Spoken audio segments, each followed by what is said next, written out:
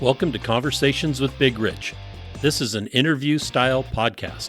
These interviewed are all involved in the off-road industry. Being involved, like all of my guests are, is a lifestyle, not just a job. I talk to past, present, and future legends, as well as business owners, employees, media, and land use warriors. Men and women who have found their way into this exciting and addictive lifestyle we call off-road. We discuss their personal history, struggles, successes, and reboots. We dive into what drives them to stay active in off-road. We all hope to shed some light on how to find a path into this world that we live and love and call off-road. This episode of Conversations with Big Rich is brought to you by the Off-Road Motorsports Hall of Fame. The mission of the Hall of Fame is to educate and inspire present and future generations of the off-road community by celebrating the achievements of those who came before. We invite you to help fulfill the mission of the Off-Road Motorsports Hall of Fame. Join, partner, or donate today. Legends live at ORMHOF.org. On today's Conversations with Big Rich, I talk with Bob Ham. Bob is a 2006 inductee into the Off-Road Motorsports Hall of Fame. As a pioneer advocate category, Bob started off off-roading in the mid-60s with a trip to Baja. From Baja to sand to Broncos to sand rails, a founder of CORVA, Bob has fought the good fight to save off-roading. Bob, thank you very much for coming on board and discussing your life with us. No problem. All right, my first question for you is going to be my standard one, is where were you born and raised? Well, I was born during World War II in a place called Gallipolis, Ohio, but moved all around for the first 10 years of my life. My father was in charge of munitions plants. He was a Harvard-trained chemist, and so instead of being drafted, he was drafted to take over the conversion of a bunch of factories that they had then. So we moved all over the Midwest while he managed what they referred to as Japanese sleeping powder in those days, which is basically bombs. Right. And then I grew up mostly in northern New Jersey and Teaneck, New Jersey, and later Hillsdale. Went to high school and also moved back and forth. So I actually graduated from San Marino High School near Pasadena. So that's kind of my education and where I got started. And once I was in California, that's when I started going up to places like Jawbone Canyon with my old Buick, and we'd go chasing around the dirt roads, and I kind of liked that. And that's what eventually got me down to Baja and better vehicles. Right. And while you were in college, you were in San Diego State, is that correct? Yes, I went to San Diego State, and of course, it was just a short hop in those days down to Tijuana and then Ensenada. And that's where is that where you really fell in love with the wilds, you might say, or yes. the off-roading? Yeah, that got me hooked. There were very, very few paved roads in Baja. Once you left Tijuana, it was just dirt roads all over the place, and they took you to interesting spots. And I started picking up Spanish and really getting engaged with the culture down there and the food. Right. No, the people and the food down there are just fantastic, and it's still, even to this day, still kind of like the Wild West. It's not as civilized, or I should say developed, as the United States. It isn't as the United States, but it certainly is a heck of a lot more developed than when I used to go down there. The major roads between cities were a bit of a challenge to get from one place to another. Of course, now it's all paved for the most part. A little sad for me, but that's what happens. Right. Progress, they call it. Yeah. So let's talk about those early days when you went down to Baja. Was that were you fishing? Were you in the surfing scene, or were you guys just hanging out? Just hanging out. We'd find different things to do, different places to go. Uh, Knew most every good cantina from Rosarito to probably 100 miles past Ensenada. Nice. I would imagine they were a little different then, because they weren't touristy.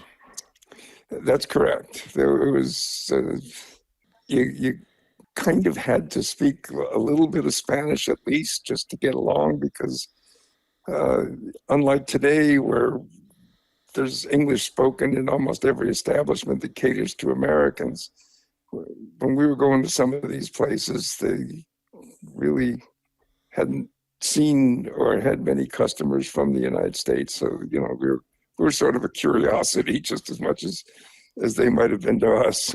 Right. I can understand that. We've traveled into Costa Rica and Japan and Mexico and found that we like getting off the beaten path in those areas and getting away from where all of the, say, American tourists and sightseers go. And we still come across that where, there is a communication barrier, but, as long as you smile and, try to communicate, they are wide open to having Americans, in their establishments. That's for sure. That's correct. So when you were down there, you just hanging out and stuff. What kind of vehicles were you driving at that time? I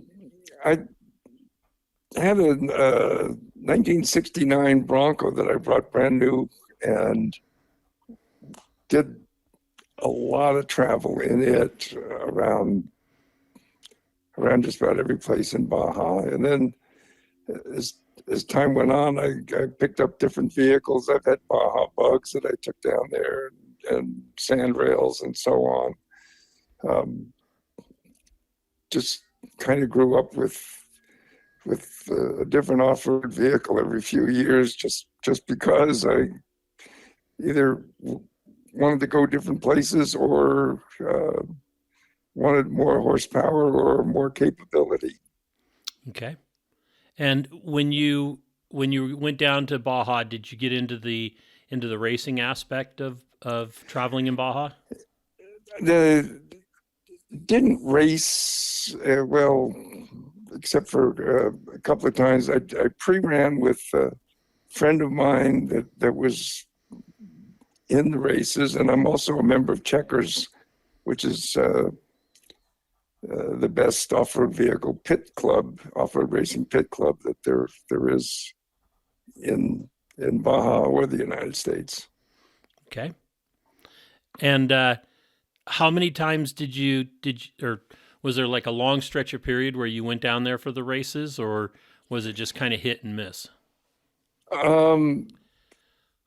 No, I probably went to virtually every Baja 1000 since the 69 event. This year I've missed a few races. The first time I've not been down there, I think, for Baja 1000 since the 60s. Wow, that's quite the track record. That's awesome.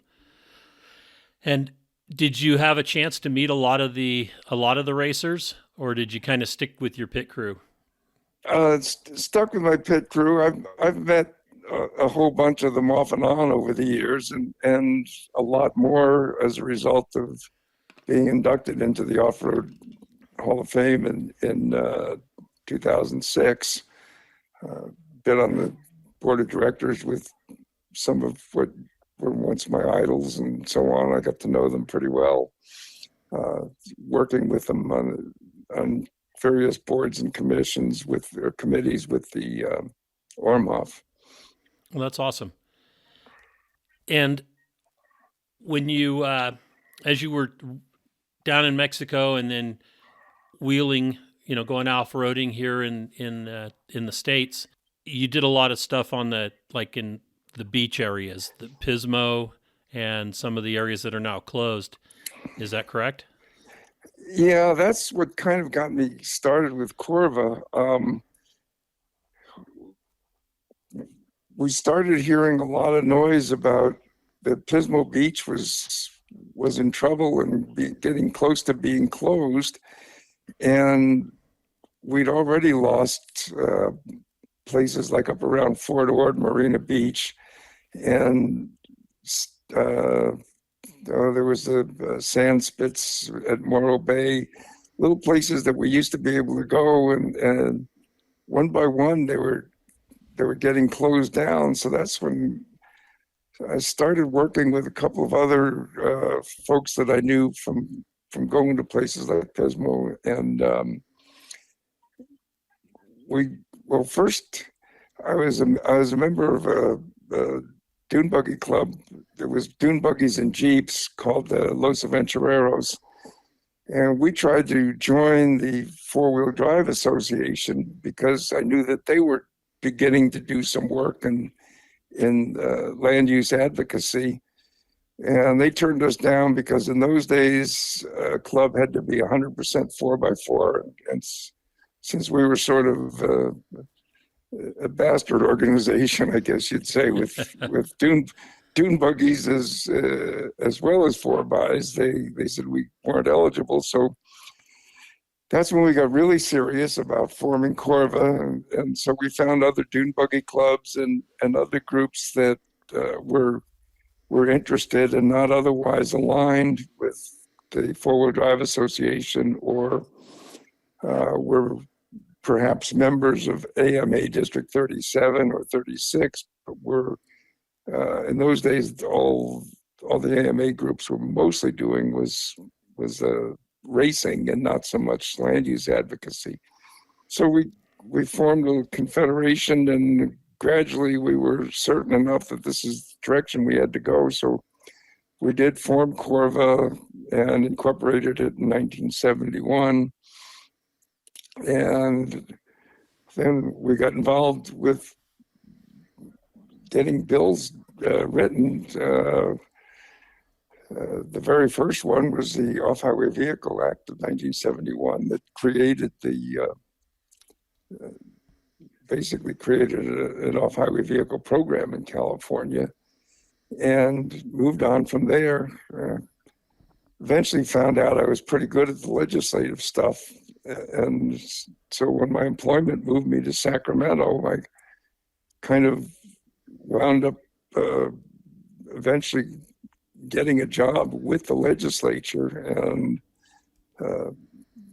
really took over from there. Once I had been legislative staffer for about 6-7 years, I left and went out on my own and took over the lobbying efforts for the Motorcycle Industry Council when their lobbyist retired, and subsequently formed the Off-Road Vehicle Legislative Coalition, which was all of the volunteer groups like CORVA and AMA districts, a few others that were out there, and that became the legislative effort for the off-road clubs, as far as keeping things moving legislatively to protect and provide opportunity for more off-road vehicle use in California. Excellent. I'm glad there was people like you back then that would take the bull by the horns and start looking at the future and what was happening. We've lost a lot.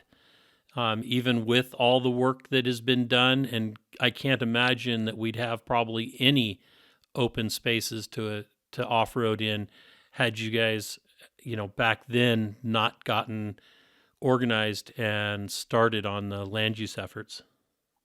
Yeah, and we were lucky in that we had a built-in advocate in the legislature, a guy named Gene Chappie, who is also a Hall of Famer, but he was in a Jeep club in Northern California and El Dorado County, got himself elected to the state assembly, and it was him that helped bring us, a bunch of us together. He called a meeting in Sacramento in his legislative office, and I remember he's just started. It's all over, guys. You know, we've been doing our own thing and avoiding anybody's rules and regulations. But there was almost a bill passed the year before that would have severely regulated off-road vehicles, would have registered us and so on. And the only reason it died, the bill died, was because the author of the bill had a heart attack and died, and nobody picked up the bill and ran with it after he was gone. So what Chappie was telling us is that issue isn't going away, it's coming back. We've got to take the bull by the horn. And that's when we formed a bill. He said, we're going to get registered, so let's get registered, but let's make it a program that works the way the boating program works, where there's a lot of revenue collected, and that is used to ensure that there are facilities, in the boating case, launching ramps and harbors and things like that. And so as he envisioned, we would buy up land or buy up trail easements and so on to ensure that we would have off-road vehicle places to go in perpetuity. So that's how we got started.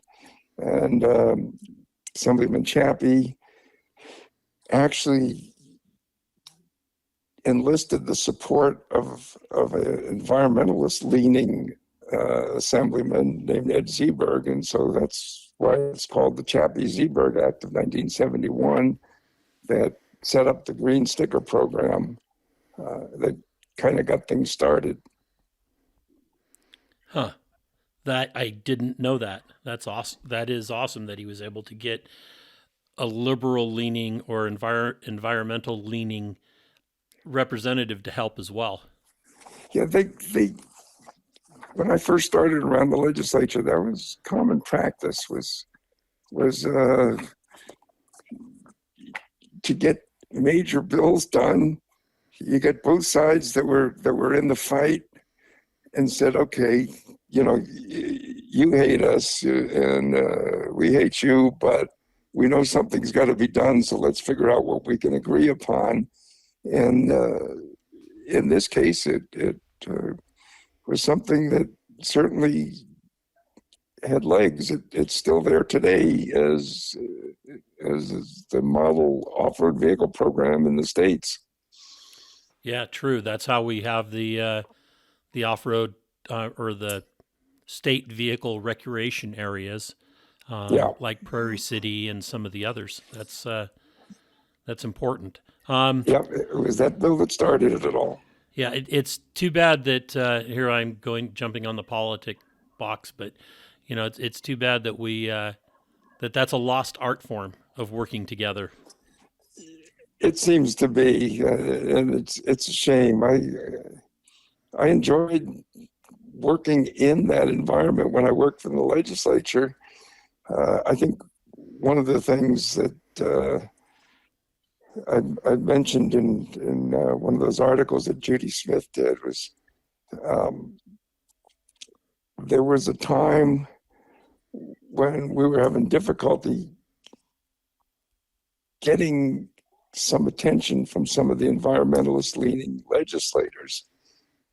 So I got cheap when the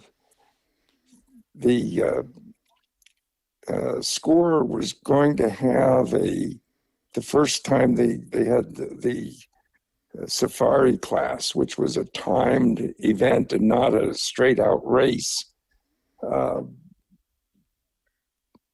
I got Jeep to loan me a new Cherokee, and then I went to the legislature and found an assemblyman who had just been elected. He had actually defeated an off-road vehicle-oriented legislator. So I went to him and said, hey, do you want to learn about this? How would you like to be my co-driver? And we'll go down and race in the safari class. And he liked the idea. We did it. We got to be good friends. And from that moment on, anytime there were bills that came up where I needed some help, I could ask him and could just about 100% count on his support and his vote. And it used to drive some of the enviros nuts. They didn't understand why they were losing this assemblyman's vote every time a bill came up with off-road. And they had no idea how I was pulling that off. It was kind of fun. That's great. I know just from personal experience, taking people out wheeling for the first time or off-roading for the first time, how it is addicting. And then they start to understand that, that what we're doing is just, we're not blazing new trails or new lines, paths in just open areas. I mean, we are following, trails and roads and established areas that have always been used since the beginning of motorized vehicle traffic. Yep. Is very important to us. And once we get people out there that have never done it, that have never gotten off the pavement, they start to understand why there's others that do enjoy it. On this trip that I took on the safari class at the score race, we got to the bottom of the hill going up to Mike's. I said, why don't you take the next 20 miles, which of course was up to Mike's, and he got a real appreciation for, it's a pretty good stretch of road. It was a lot rougher back in 1969. And when we got to the top, he said, I think I'm done now. Can you take over? But he did really get it. But the other thing that I got out of that trip was I was talking about some of the problems that we had with our trail system that used to be in existence. When Caltrans comes through and cuts a new road and it parallels a piece of our or actually takes over the right-of-way of what used to be the right-of-way for the trail, and it becomes a highway, that makes it illegal for green stickered vehicles. So when we used to be able to take a sandrail or something and go on a long trip, we're now stuck because we're not legal on the highway for the 3 or 4 mile connection. And in this case, I was talking about where there was a section going down to the road that heads up to Mike's. There was a 4 or 5 mile section of highway, and I told them in California we'd be dead. That's the end of our trip because we can't take a green sticker on that. And there ought to be a law that allows vehicles to use certain stretches of highway, green stickered vehicles, to either connect a trail or to leave a trail to go into a nearby town to get supplies, fuel, whatever, and go back to off-roading. And the next year, he wrote Assembly Bill 1201, and to this day, it's possible to have certain sections of highway in California designated by the local jurisdiction as a dual-use highway, and you can connect trails for those purposes to either obtain fuel supplies, services, lodging, or to connect 2 trail segments that have been disconnected because of a paved road going through it or a highway going through it. So it was a productive trip taking the legislator along. Absolutely. That's awesome. That's really good. The only time that I've done anything like that was when we were up on the Rubicon after the incident where they closed down Spider Lake, and it was because of the, there's all sorts of different things that brought it about. But one of the local guys up here, Sweeney, put together groups along with Del Albright to where we would take law enforcement and judges, federal judges, regular judges into the Rubicon and show them what it was that we were doing. And along with Forest Service employees that may not have ever gotten into the Rubicon because they didn't have vehicles that were capable. They're driving around in their green trucks. And so that really helped establish the right-of-way and through the Forest Service and everything that we now have to keep the Rubicon open. And those trips were outstanding where we got to take, like we had a judge with us, a federal judge out of, he lived in Placerville area, but he was based in South Lake Tahoe where his court was. And we, he had never been on the Rubicon, yet he was deciding, violations and whatever Forest Service employees would write as a federal violation. He was overseeing those, and then now after he got an appreciation for that, he had a better understanding of what the issues were up on the trail. Yeah, it's there's nothing better than taking a decision maker out and kind of change all of his images that they get built up by reading about what we do. And then when they actually see it, no, we're not driving all over the place.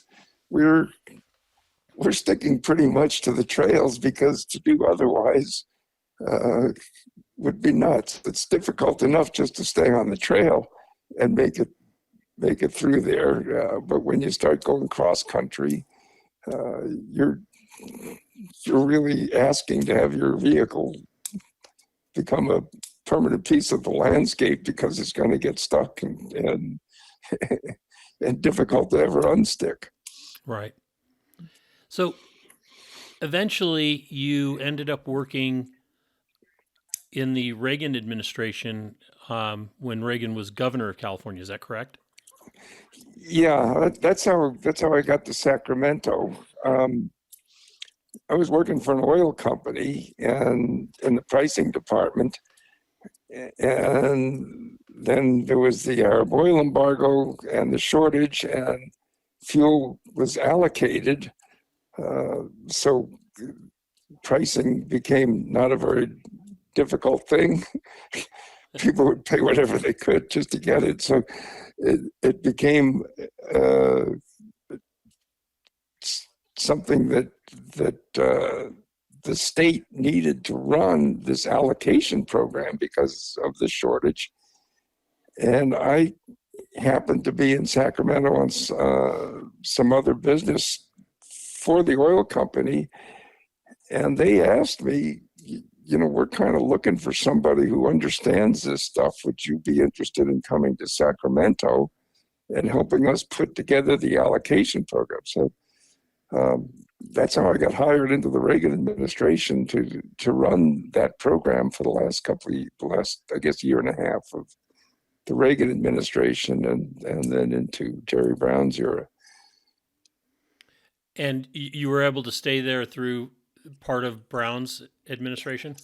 Yeah, I became civil service, so he was stuck with me. Okay, that's good to hear. But then I moved on from there, since I now had a pretty good understanding of state government, and a friend of ours a guy named Bob Hayes, who was a District 37 racer, got himself elected to the state assembly. So I started meeting a lot of the assembly members, and pretty soon the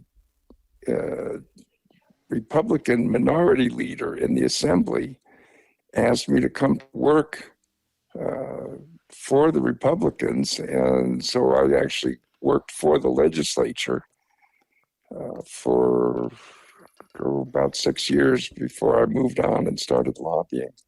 But I learned all of the nuances of how legislation goes through and so on, because I very quickly got promoted up to the position of chief committee consultant for a legislative committee.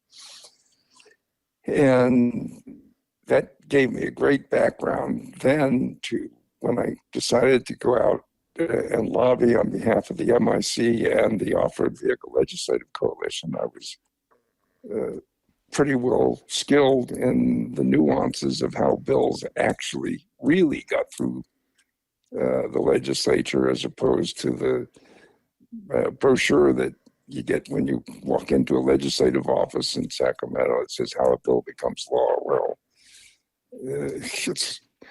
there's a lot more to it than what that pamphlet would describe, and I was pretty much privy to a lot of how that actually happened. So it helped me be effective at what I did.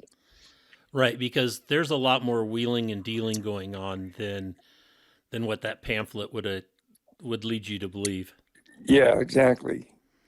And I guess that's one reason that so much of the advocacy is, or at least maybe not the advocacy, but the lobbying is done by lawyers, is because they have a better understanding of how that back end stuff kind of works. Yeah, that actually lawyers are probably the second largest background. More of the lobbyists actually came from just the way I did, former legislative staffers. Okay. Of course, a lot of them were legislative staffers who were also lawyers, because that's how they got hired as legislative staffers. But the absolute best background you could have going into becoming a legislative advocate or lobbyist is to have actually worked for a legislative committee and really got to understand the hows and whys, what you're going to be asked when you go to committee, because you know how the bill analyses are put together by committee staff because you did it yourself. So you make sure that you have all of those questions asked before you take the bill to the next level. Okay, that makes sense. So we need to get more young off-roaders involved with the state government. Yes, in state government positions, and particularly in state legislative positions. And I've had some friends that I've gotten started, but they never stayed with it.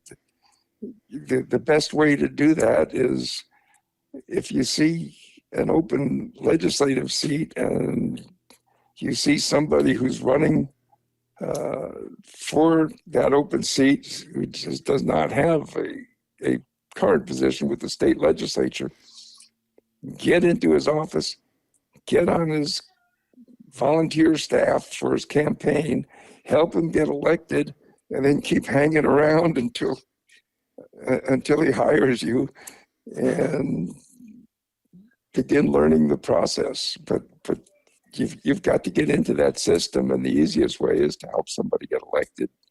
And if you're successful and you're talented enough, the legislator, the newly elected legislator, is going to wind up taking you on, and together you'll both learn how the process works. Well, there you go. You've heard it here, everybody. get your those of you that are adults that have teenagers or 20 somethings that are looking for something to do, get them involved, and they're off-roaders, get them involved with your state legislators and open seats like that, so that we can have some power back, and have people in there that can work for us. That's something I didn't realize was the way about doing it. Of course, I'm a little too old to probably get involved with something like that now, but dang, I wish I'd have known that back in the 70s and 80s. Yeah, it's something I've tried to encourage when I see young folks that are interested. I try to steer them in that direction, but it's difficult. I don't know what it is about the people that get attracted to off-roading, but they seem to not really be interested in getting involved to that level with the nuances of how to make laws and how to engage in the process. Yeah, you see that just with some of the organizations, whether it's Cal 4-Wheel Drive or CORVA. We don't have much of a youth movement, and there's so many kids that have grown up in off-roading that are still enjoying the off-road, but don't understand that without their involvement, we may lose it. They may lose it. So we gotta work on that. So anybody with kids that are going off-roading, if you happen to see me, understand that I may be doing like Bob had done and has done, is trying to push people into the realization that needs to happen. So that's a warning to everybody. So let's talk about after that you went to work for the County of Imperial. Was that before we lost all the sand dunes? Well, we haven't lost all of them. No, not all of them, but we lost a large portion of the Imperial sand dunes. Yeah, the sand dunes thing came in I think it was a 1992 bill, where they agreed that certain portion would be open for off-road, a certain portion was going to be environment, and so on. And then, of course, Mammoth Wash stayed open, and then down on the southern part, the dunes were open, but there was a big swath that was closed in the middle. That happened before I went down to Imperial County. I was actually, when I got to Imperial County, I was kind of ready to retire or try to retire, because I had a place in San Felipe and I liked going down to Baja and staying there. So when I wound up leaving the legislature, I was offered a job in Imperial County, just kind of a part-time thing with a local business, it was sort of like a Chamber of Commerce kind of group. It was a business promotion group from the Imperial Valley. And so I started working stuff in that county, and the county saw me and got acquainted with me, and they created a job because they also knew that I knew how everything worked in Sacramento, and Imperial County is as far from Sacramento as you can be and still be in California. So they felt like they weren't really getting understood. And because legislative districts are by population in California, and Imperial County is traditionally the small populated county in Southern California, it wound up the entire county wound up being a piece of either a district in Riverside County or San Diego County. And so they felt like they weren't getting the kind of notice they needed up in Sacramento. So they hired me, and I became their director of legislative affairs, and kind of off I went again. And I really did. I enjoyed working their issues, and great people down there. And when did you finally get to retire? I think it was about 2014 or so. And then that's when my wife and I kind of she was working for Imperial County then as well. And since I was retired and she was thinking about moving someplace else too, I said, we spent the last 10 years telling everybody what a great place Imperial County is, and it is, and that the weather isn't that bad. It's just a bunch of months in the summertime. And of course, it was about March at this point, and summertime starts in mid-April down there.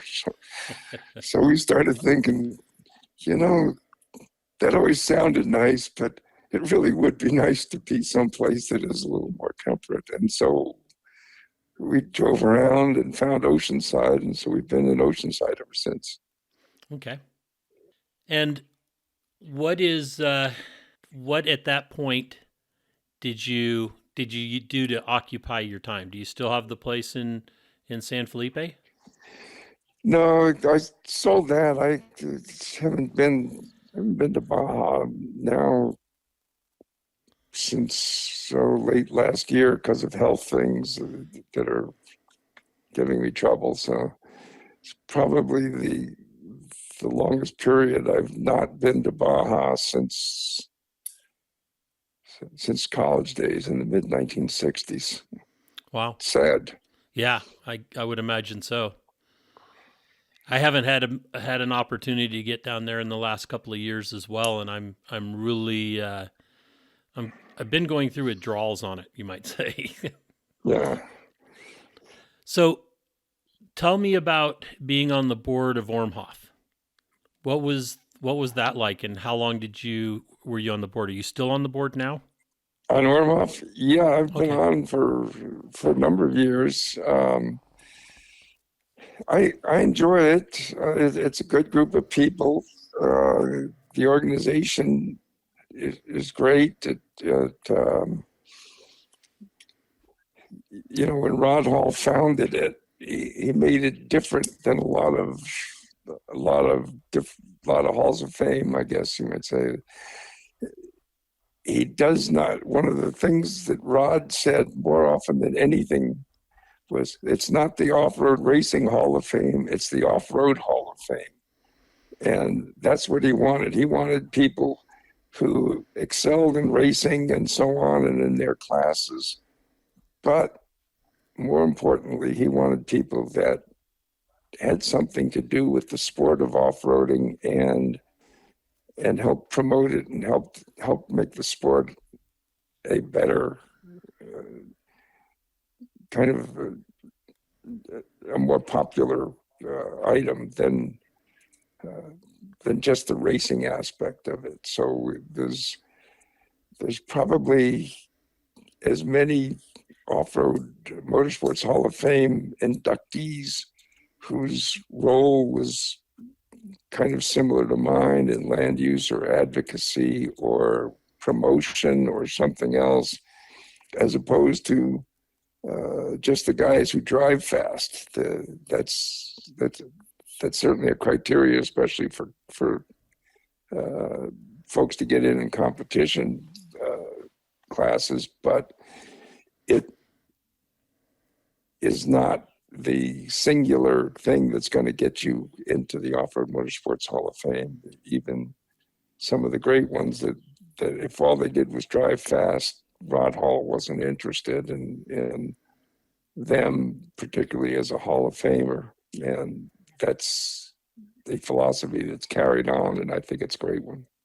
Yeah, I agree with that. I think that having an impact in the industry, which I'll call it as I don't know, I like to call it the off-road industry, whether you're an enthusiast or a racer or an advocate or a fabricator or, you know, a business owner, media, but you're in this industry, that, you know, it is so much more than just the racing.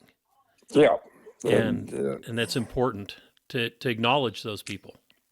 Yeah, and that's why when I see some other organizations that do things, you know, in other activities like ORMHOF does, I really am proud of what we have in ORMHOF, because it does include, as you say, every scope of our industry, and people have a chance to become a Hall of Famer, whether they're involved in the manufacture of products or promotion of events or racing or advocacy or whatever. They're all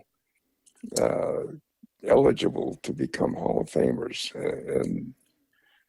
and touching on every aspect of the sport. It's pretty important consideration the way we have it set up. I agree, and hopefully with like this podcast and others out there and some of the other media, we can get that word out that ORMHOF is not just a racer's Hall of Fame, but it's for everybody that's in the industry. Yep. You know, there's that possibility. Yeah. Well, excellent. Are there any other things that you want to talk about that we've skipped over, or any stories that you want to add about driving in Baja, you know, during that safari class race, or any of the times that, you know, you were working with checkers or AMA events or anything like that? Not that I can think of. Okay, Bob. Well, I want to say thank you so much for spending the time today. And Okay, Rich. I hope to see you in September during the ORMHOF inductee dinners and the celebration of those being inducted this year. Hope to meet you in person and shake your hand. Okay, look forward to seeing you in September. All right, you take care, Bob. Thank you. Okay, take care. All right, bye-bye. Bye-bye.